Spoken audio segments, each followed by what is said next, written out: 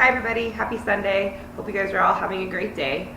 This is my takeaway for discussion number 3, and I think our group kind of came to the same conclusion, and that's that scientific development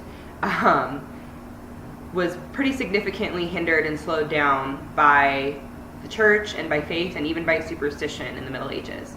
And we all had different examples and different favorite ancient thinkers and different places where we saw those rays of scientific wisdom coming through, but we all agreed that it was really hard for that to flourish in that time because of the limitations and because of the threats and risks that one took in really voicing some of those opinions.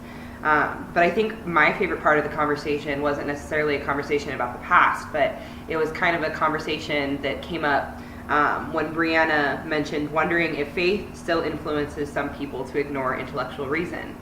And I see that happening, kind of in a lot of places in the world, not just here, but kind of all over the place. And I think it really kind of points to some of the problems in our political climate right now, and, even with global relations, is that what we're being told is sometimes not fully accurate. Now, I do think that we are responsible as members of current society to know what tools we have to be critical consumers of the information that's fed to us by the people in power.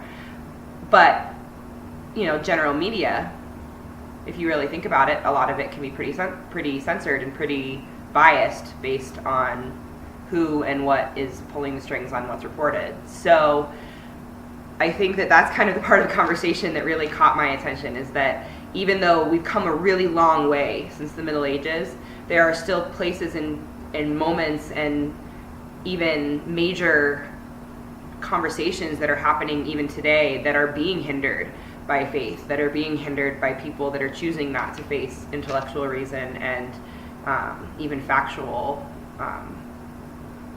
true, proven fact. I also, though, think the fact that we all noted that we wish we could have seen what these thinkers could have accomplished had they faced less oppression. And I think that's really true. I think that's true of any oppressed community, that if they weren't oppressed, there would be a lot more fruition from those communities.